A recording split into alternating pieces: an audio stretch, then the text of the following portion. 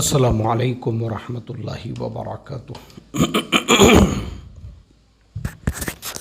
बिस्मिल्लाहिर्रहमानिर्रहीम नहमदुहु व नुसल्ली अला रसूलिहिल करीम व अला आलिहि व अस्हाबिहि अजमईन अम्मा बाद। मोहतरम भाइयों, बुज़ुर्गों, दोस्तों, आज एक इंतहाई अहम टॉपिक पे हम बात करने वाले हैं। इसको ध्यान से सुनो, तवज्जो से सुनो। असल में ये जो टॉपिक है ये मेरा एक लेसन है जो मैं दूल्हा दुल्हन कोर्स में पढ़ाता हूँ। लेकिन अभी फ़िलहाल दूल्हा दुल्हन कोर्स पर्सनली मैं नहीं पढ़ा रहा हूँ। मेरे पीछे ये सारी मसरूफ़ियात है। अभी मैं कतर गया, वहाँ से उम्रे के लिए गया, वहाँ मेरी तबीयत नासाज हुई, फिर इंडिया वापस आया। और आपको बता दूँ कि अभी भी जो है एक इस्लामी मुल्क की दावत है, मुझे एक इन्विटेशन है। और वहाँ की जो फाइनेंस मिनिस्ट्री है, उस फाइनेंस मिनिस्ट्री ने मुझे बुलाया है एक इस्लामिक बैंकिंग का प्रोजेक्ट उनका चल रहा है, उसके ऊपर काम करने के लिए। तो हो सकता है कल परसों में मेरी वहाँ के लिए रवानगी हो, और फिर पता नहीं है मेरी वापसी वहाँ से कब होंगी, जब तक प्रोजेक्ट मुकम्मल नहीं होता।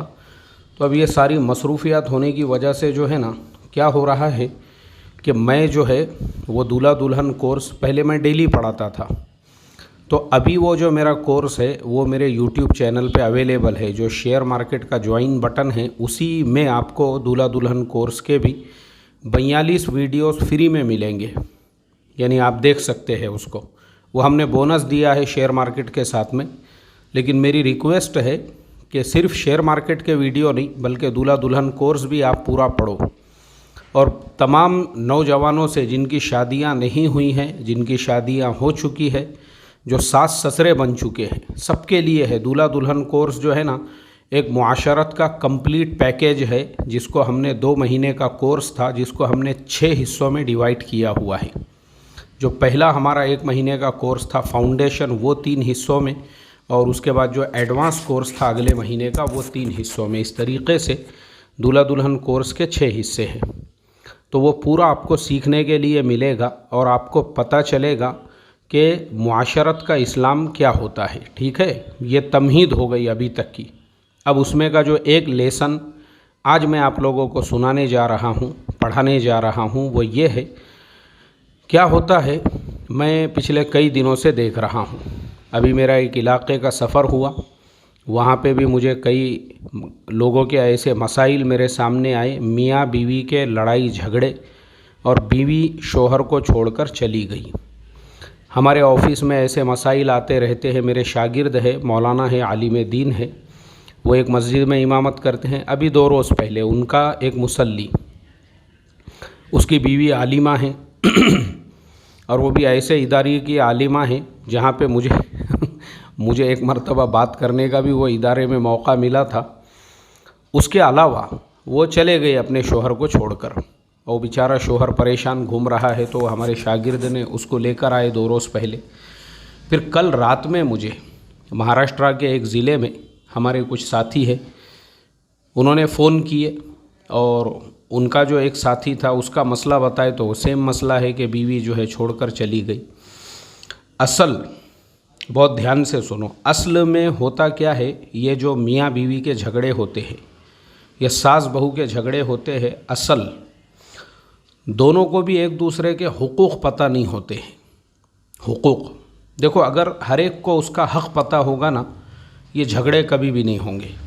ये सारे झगड़ों की जो बुनियाद है, जड़ जो है, वो है हुकूक। ध्यान से सुनो, हुकूक यानी इंग्लिश में उसको राइट्स कहते हैं। हर एक का राइट। मिसाल के तौर पे आप किसी कंपनी में जॉब कर रहे हैं तो वहाँ पे सबके राइट्स होते हैं। जो क्लास 1 का ऑफिसर है उसके अपने राइट्स अलग है, सेकंड क्लास वाले के अलग है, मैनेजर के अलग है, प्रोजेक्ट मैनेजर के अलग है, टीम लीडर के अलग होते हैं, एम्प्लॉइज़ के अलग होते हैं, जो वेंडर होते हैं दूसरे कंपनीज़ के उनके अलग होते हैं, जो सिक्योरिटी गार्ड्स होते हैं उनके अपने राइट्स होते हैं, उनके अलावा जो वॉचमैन होता है उसके भी अपने राइट्स होते हैं। तो ये जो कंपनियां काम करती है ना, आपने देखे होंगे रिलायंस इंडस्ट्रीज़, लाखों एम्प्लॉइज़ वहाँ पे काम कर रहे हैं। टाटा, लाखों एम्प्लॉइज़ काम कर रहे हैं। मैकडोनल्ड एक ब्रांड है, पूरी दुनिया के अंदर सेम टू सेम उनका जो मॉड्यूल ऑफ बिजनेस है वो आपको सेम तरीके से मिलेगा। लाखों एम्प्लॉयज़ उनके काम कर रहे हैं। तो ये जो कंपनीज़ होती है, जब लाखों एम्प्लॉयज़ इनके साथ में काम कर रहे हैं और ये दिन ब दिन तरक्की करते रहती है, इनका रिवेन्यू जनरेट होते रहता है। कभी भी आपने नहीं देखे होंगे ये जो कंपनियां हैं 100 साल पुरानी, नेस्ले कंपनी 1860 या 58 के अंदर उसकी बुनियाद रखी गई थी। आज उसको मैं समझता हूँ 200 साल होने के करीब करीब आ गए, कामयाबी के साथ पूरी दुनिया में चल रही है। इसी तरह से ये जो कंपनियां हैं, कभी हमने इनके राज पे गौर किए? देखो, इनका एक ही राज होता है, और इनका राज क्या होता है? हुकूक और राइट्स। एम्प्लॉयज़ के क्या राइट्स है और जो कंपनी ओनर्स है, जो मैनेजर्स है उसके, उनके क्या राइट्स है, ये सब एक दूसरे को पता होते हैं। वो राइट्स के हिसाब से चलते हैं। जब एक दूसरे के राइट्स का आप वायलेशन नहीं करते तो कंपनी आसानी से चलती है। जैसे ही वो हुकूक या राइट्स वायलेंट होते हैं तो फिर उसके बाद में जो है कंपनी के अपने रूल्स के हिसाब से सारा निज़ाम काम करता है।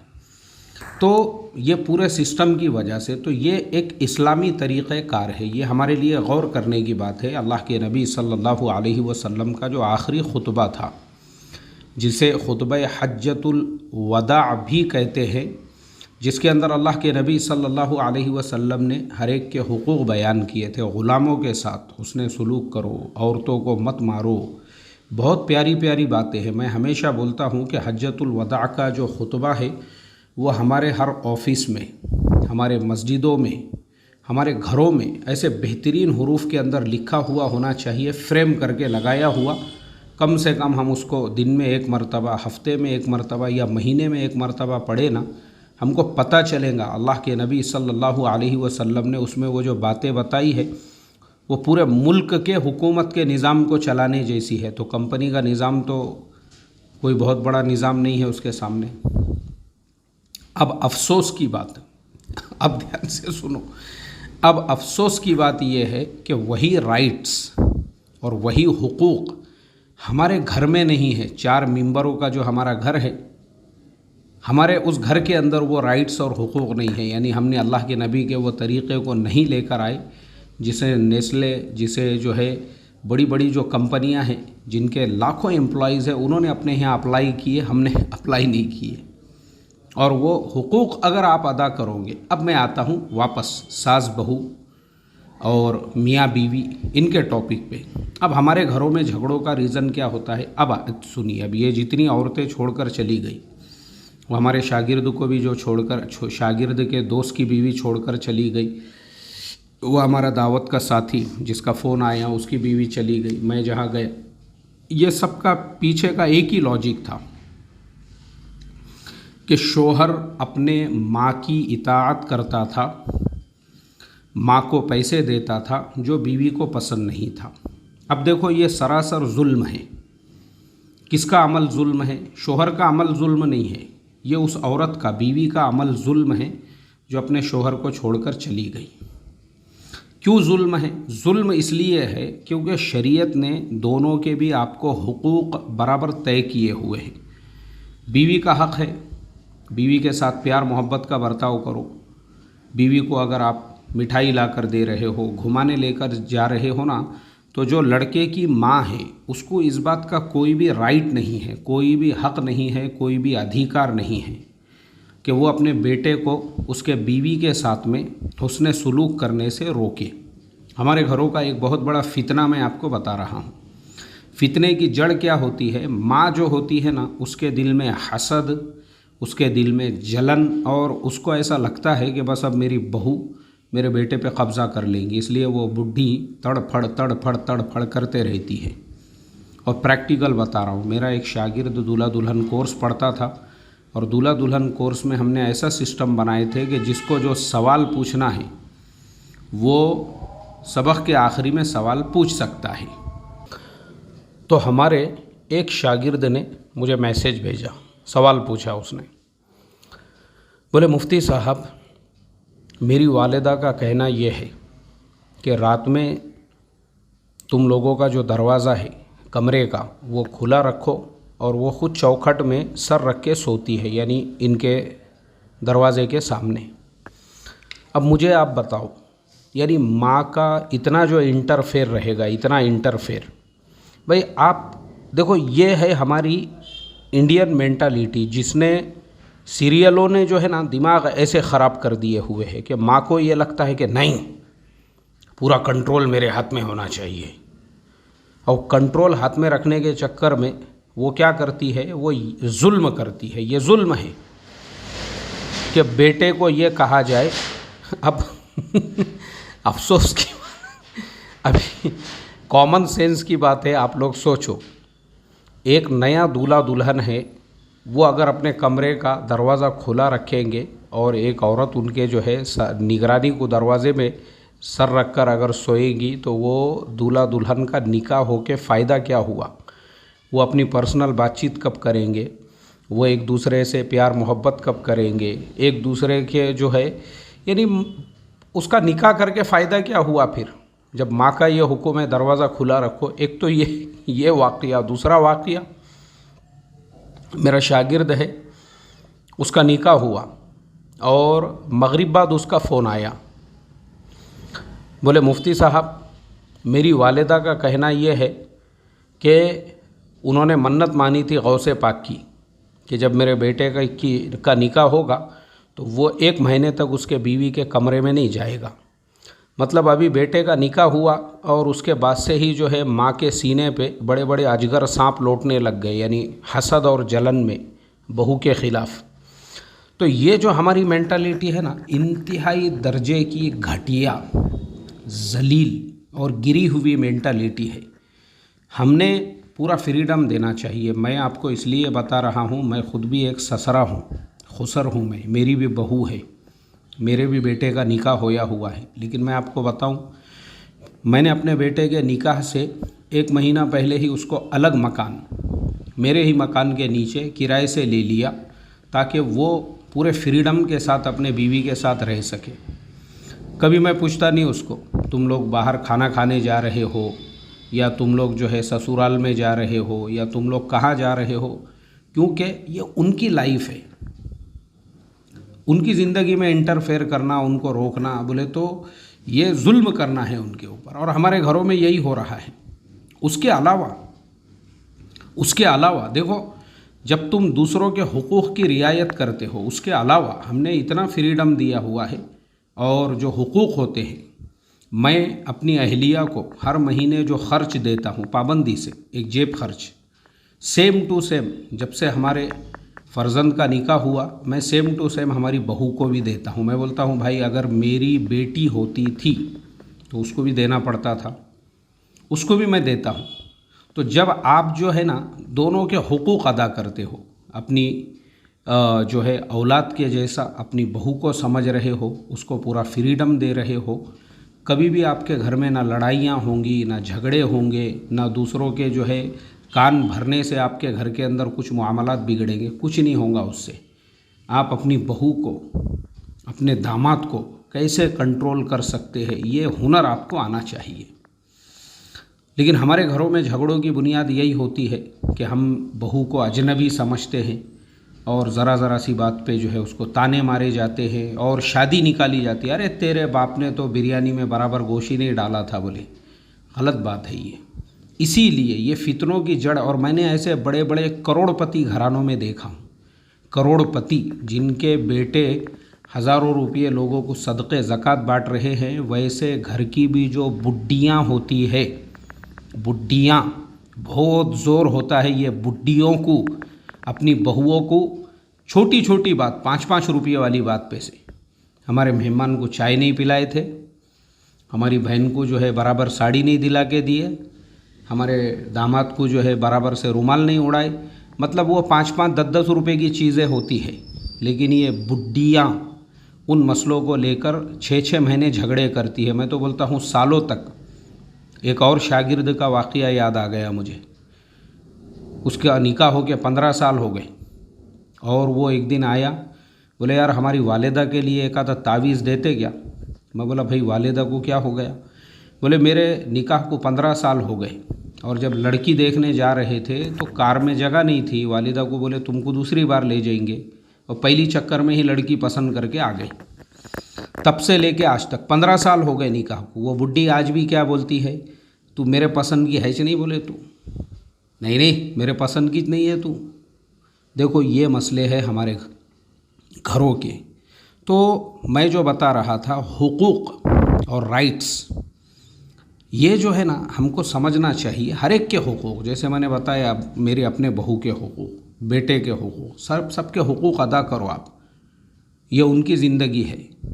तो इस तरीक़े से जब आप सोचोगे कि भाई आपका बेटा अगर उसकी बीवी के साथ उसने सुलूक कर रहा है, ये उसकी बीवी है, उसने निकाह पढ़ा के लेकर आया, उसको ऐसा भगा के नहीं लेकर आया हुआ है।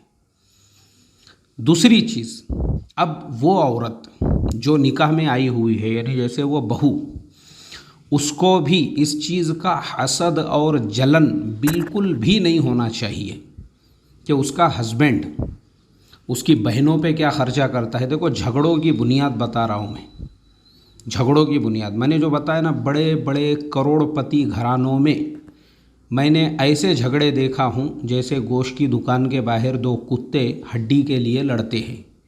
मैंने देखा हूँ, मैंने छुड़ाया हूँ। मैं अभी वो वाक़ई डिटेल में बताऊँगा तो आप हैरत करोगे किस लिए झगड़े हो रहे हैं।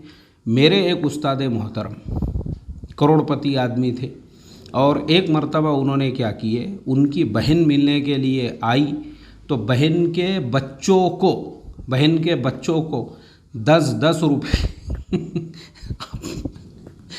ध्यान से सुनो आप, 10-10 रुपये दिए उन्होंने बहन के बच्चों को, 10-10 रुपये दिए। बहन के 3-4 बच्चे थे, सबको 50 रुपये की नोट दिए, भाई सब 10-10 रुपये बांट के ले लो। मैं वहीं पे था मौजूद। अब वो बहन चली गई, जाने के बाद ये जो बीवी थी, जोश जज्बात, और उसने वहीं पे गालियाँ देना शुरू कर दी। लुटारे बोले तेरी पूरी दौलत तेरे बहनों पे लुटा, नहीं मेरे बच्चों को मत देख तू। अब वो हमारे उस्ताद बोल रहे हैं उसको, अरे जंगली औरत, मैंने सिर्फ 10-10 रुपये दिया उनको। नहीं 10-10 नहीं दिया बोले तूने, तू तेरी पूरी प्रॉपर्टी दे दे बोले उनको। हालांकि 10-10 रुपये जो है ना, आजकल भीख मांगने वालों को आमतौर पे लोग देते हैं, लेकिन उसने दिया तो भी इसको जलन, इसको हसद। तो ये है हमारे प्रॉब्लम की जड़। औरत को ऐसा लगता है कि मैंने निकाह की तो बस मेरे शोहर ने मेरा ही ग़ुलाम रहना, और उसने उसकी बहन से, उसके भाइयों से, उसके माँ बाप से सब रिश्ता तोड़ देना। उसने, उसकी माँ एड़ियाँ रगड़ रही है तो भी उसको दवाखाने में नहीं ले जाना, बाप को पूछना नहीं। तो ये जो है ना, ये और इंतहाई दर्जे की खबीस तरीन सिफत है। ये सिफत उन औरतों के अंदर भी है जो माशाअल्लाह ऐसा लगता है कि राबिया बसरिया से बढ़ के अमाल में और कोई नहीं है। तक़वे वाली, परहेज़गार, तहज्जुद गुज़ार, इशराक़ और चाश्त का पूरा एहतमाम, यहाँ तक कि तालीम करने वाली भी औरत अगर है तो भी उसके अंदर जो है ना शैतान ये खबासतें डालता, और वो भी ऐसे झगड़े करती शोहर के साथ। मैंने बताया ना वो लड़की जिसके बारे में मेरे शागिर्द ने, जिस लड़के को अपने मुसल्ली को लेकर आए थे, उसकी बीवी आलिमा है, मगर उसको जलन और हसद इस चीज़ का है कि भाई शोहर जो है उसके माँ बाप पे क्यों, माँ बाप को पैसे देता है। अरे भाई उसके माँ बाप है ना, वो माँ ने उसको पैदा की, तूने पैदा की थी क्या? कॉमन सेंस की बात है, मुझे आप बताओ, तूने पैदा की थी? जब वो पैदा होने के बाद में पतले पतले पैखाने कर देता था, उसको लूज़ मोशन होते थे, तो ये बीवी ने आके साफ़ करी थी क्या? फालियाँ बदली थी उसके?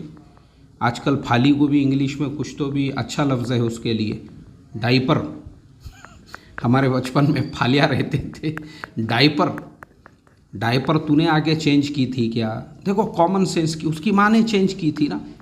तो वो अगर अपने माँ और बाप के साथ, भाई तेरे हुकूक में उसने कुछ कमी किया?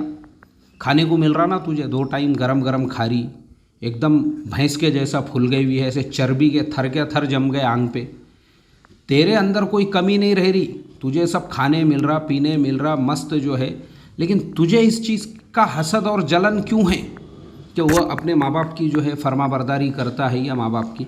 तो ये जो चीज़ है ना, ये सब क्यों होता है? क्योंकि हमने इशराक़ और चाश्त वाले इस्लाम पे तो बहुत मेहनत की है, लेकिन मुआशरत वाले इस्लाम पे नहीं किए।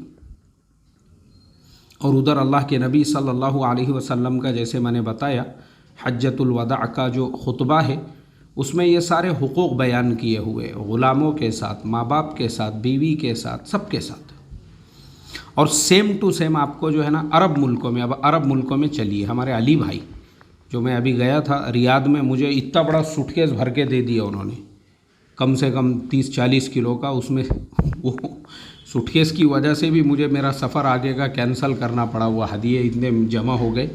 तो अली भाई जो है मिलने को भी आए रियाद में, तो अली भाई मुझे हमेशा एक बात बोलते हैं, बोले देखो यहाँ अरब मुल्कों के अंदर ये मसले नहीं हैं, ये जो झगड़े हैं ना ये सास बहू वाले ये मसले, क्योंकि वहाँ की औरतों में उतनी मैच्योरिटी, उतनी अंडरस्टैंडिंग होती है, भाई शोहर मेरे हुकूक अदा कर रहा है और अपने माँ बाप के तो उसको प्रॉब्लम ही नहीं है कुछ। हमारे यहाँ पे क्या है, ये जो झोपड़पट्टीपन है, बड़े तुम करोड़पति घराने में रहते हो, ये इसलिए है क्योंकि मुआशरत का इस्लाम पता नहीं है। तो इसके लिए वो लड़की भी जिसका निकाह हुआ है उसको इस बात का कोई राइट नहीं है, कोई हक़ ही नहीं है इस चीज़ का कि वो अपने शोहर को जो है इस चीज़ के ऊपर मना करे कि वो उसके माँ बाप के साथ हुस्ने सुलूक करे। और अगर उस लड़की को उसकी माँ फ़ोन के ऊपर जो है भड़काने का काम करती है या उसकी बहनें भड़काने का काम करती है, तो याद रखो तुम्हारी माँ से बड़ा तुम्हारा कोई दुश्मन नहीं और तुम्हारी बहनों से बढ़ के तुम्हारा कोई दुश्मन नहीं। ये माँ और ये बहनें जब शोहर ने हकाल दिया घर में से या तुम उसका घर छोड़ के आ गई ना, गली के कुत्ते भी नहीं पूछेंगे, कुत्ते गली के जो कुत्ते रहते ना वो भी नहीं पूछेंगे। जो बीवी के नखरे उसका शोहर बर्दाश्त करता है ना, वो नखरे उसके माँ बाप बर्दाश्त करते हैं ना भाई बर्दाश्त करते हैं। ये बात मेरी जो है ना सोने के पानी से 10 रुपये के बॉन्ड पेपर पे लिख के रख देना और बाद में इसको ध्यान से देखते जाना, क्योंकि इस उन्वान पे भी मैं, क्योंकि अब मेरा तो पूरा कोर्स है दूल्हा दुल्हन का, तो ये मेरा टॉपिक ही है, मगर अभी इतने डिटेल बताने को टाइम नहीं है। जिसको भी पूरे डिटेल्स में इस कोर्स को समझना है तो हमारा जो शेयर मार्केट और दूल्हा दुल्हन का ज्वाइन बटन है उसको ज्वाइन करो, और 42 वीडियो है दूल्हा दुल्हन के शुरू से तो आखिर तक पूरे ध्यान तवज्जो से सुनो, 2 बार सुनो, 5 बार सुनो, इंशाअल्लाह आपकी लाइफ चेंज होंगी और मुआशरत का इस्लाम आपको पता चलेगा। तो इस तरह से जो है ना, जब वहाँ पे हालात है तो वहाँ ये सब मसले नहीं हैं हमारे यहाँ के जैसे लड़ाई झगड़ों के, तो हर एक के हुकूक। तो हमारे घरों का ये जो हमारे यहाँ मसले आजकल आ रहे हैं वो इसीलिए, वो औरत को इशराक़ के बारे में पता है, तहज्जुद के बारे में पता है, मगर उसको ये मालूम ही नहीं है कि शोहर अगर उसके माँ बाप के साथ हुस्ने सुलूक कर रहा है तो तेरे बाप का क्या जाता उसमें, तू तेरी ज़िंदगी देख।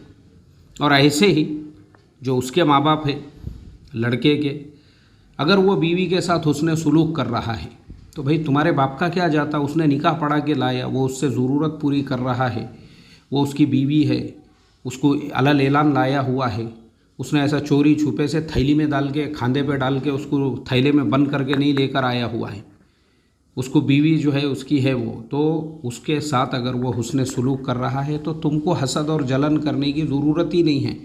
तुमने जब दूसरे की बहन बेटी को अपने घर में निकाह करके लाए ना, अपनी बेटी समझो। जैसे मैंने अभी बताया, मैंने हमारी बीवी को मैं जो ख़र्चा देता हूँ हर महीने, सेम ख़र्चा मैं अपनी बहू को देता हूँ, और सिर्फ ख़र्च नहीं बल्कि बहुत सारी बातें मैं सिखाते रहता हूँ, नॉर्मल छोटी छोटी भी बातें।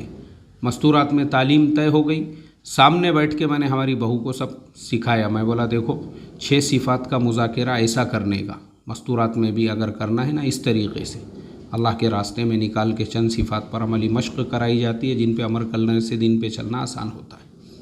उनमें से पहली सिफ़त ये है, और सिफ़त की फ़जीलत ये है, और उसकी मेहनत ये है। इस तरीक़े से जो है ना पूरा तफसील के साथ में, तो ये जो है ना हमारे घरों में ये चीज़ होना चाहिए। आपने जो है किसी की बहन बेटी, अफसोस की बात यह है कि ये सिफ़त जो है ना हमारे ज़माने में, मैं समझता हूँ वो औरत जो तक़वा, तहज्जुद, वरा और पता नहीं क्या क्या उसके अलक़ाब मैं अभी बोलूँ उसके लिए, उसके बावजूद भी अगर वो भी अपनी बहू के साथ ये सलूक नहीं करती है। क्योंकि मेरे पास जो मसाइल आते हैं अक्सर ऐसे ही घरानों के, जिन घरानों की औरतों की उंगलियां भी नज़र नहीं आती है, पर्दा और माशाअल्लाह सारे अमाल हो रहे हैं, तहज्जुद भी हो रही है और दरमियान में जुमेरात और सनीचर का वो पीर का रोज़ा भी हो रहा है, सब हो रहा है और तस्बीह भी हो रही है 1000 दानों की। लेकिन फिर घरेलू मसले मसाइल में वही लड़ाई झगड़े है, बहू से हसद, बहू से जलन। जो सास तालीम कर रही है वापस घर को आके शाम में बहू को माँ बहन पे बुरा भला बोल रही है, गालियाँ दे रही है, झगड़े कर रही है।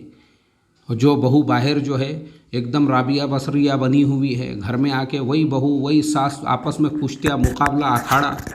अल्लाह हिफाजत फरमाए। तो इस पूरे वीडियो का खुलासा, इस पूरे बयान का खुलासा इतना ही है,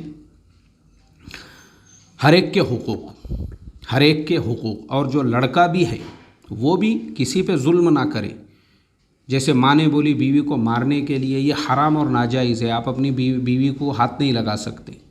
ऐसे ही बीवी ने बोल दी माँ बाप का घर छोड़ दो, बिल्कुल नाजायज़ है ये सब चीज़ें, बिल्कुल आप ऐसा मत करो, बल्कि हर एक के हुकूक अदा करो। देखो असल चीज़ हक़ है, हक़ है, हक़ है, राइट्स है हर एक के। बीवी को अलग घर लिए आपने, अब माँ बाप के साथ में भी हुस्न सुलूक करो। तो ये सारी चीज़ें जो है ना, अगर आप बराबर बैलेंस में लेकर चलोगे, कभी भी आपके घरों में लड़ाई झगड़े वगैरह कुछ नहीं होंगे और घर आपका जन्नत का नमूना रहेगा। घर आपका जन्नत का नमूना रहेगा। अगर आपको अपने घर को जन्नत का नमूना बनाना है, हमारा दूल्हा दुल्हन कोर्स करो। मैंने बताया आपको, मेरे पास टाइम नहीं है, अभी मैं क्या बोलूँ आपको, मेरे टाइमिंग के मसले ऐसे चल रहे हैं कि बस अल्लाह ही मेरे हाल पे रहम करे। अभी मुझे निकलना है, कल परसों मैं निकल जाऊंगा। मुझे एक मुल्क की फाइनेंस मिनिस्ट्री का इनविटेशन है और वो प्रोजेक्ट पे काम करना है। नहीं तो मैं ख़ुद तुमको दूल्हा दुल्हन कोर्स पढ़ाता था, लेकिन अभी अवेलेबल है यूट्यूब पे, तो देखो उसको। और मेरे लिए भी दुआ करो, अल्लाह ताला मेरे सफ़र को आसान करे, उस प्रोजेक्ट में मुझे कामयाबी अता फरमाए। दुनिया से चुनिंदा उलामा को वहाँ पे बुलाया गया है, मुफ्तियान इकराम को, मुख्तलिफ़ मुल्कों के हैं, उनमें से मेरे जैसे एक गुनहगार हक़ीर फ़कीर का भी नाम है। अब ये सब अल्लाह की तरफ की फ़ैसले है, अल्लाह अपने से काम ले रहा है, मैं शुक्र अदा करता हूँ भाई। वरना क्या मेरी औकात और क्या मेरी बिसात, मन आनम के मन दानम के, अभी मैं क्या बोलूँ आपको, मैं एकदम हक़ीर ज़र्रे के जैसा इंसान हूँ। लेकिन अब अल्लाह ताला जो है मुल्कों की गवर्नमेंटों को हमारे से काम ले रहा है, तो फिर अपना काम है, जहाँ पे भी अल्लाह अपने को कबूल कर रहा है काम करते रहो। जहाँ रहेगा वहाँ रोशनी लुटाएगा, किसी चिराग का अपना मकान नहीं होता। तो दुआओं की खुसूसी दरख्वास्त आपसे, ठीक है। चलिए अब मैं लेता हूँ आप सबसे इजाज़त। दुरूद शरीफ ज़रूर पढ़ो आखिर में हमारे नबी पाक सल्लल्लाहु अलैहि वसल्लम पर, उनके आल पर, उनके असहाब पर। सल्लल्लाहु तआला अला खैरी खल्क़िही मुहम्मदी व अला आलिही व अस्हाबिही अजमाइन आमीन बिरहमतिका या अरहमर राहिमीन वल्हम्दुलिल्लाहि रब्बिल आलमीन। अस्सलामु अलैकुम व रहमतुल्लाहि व बरकातुहू।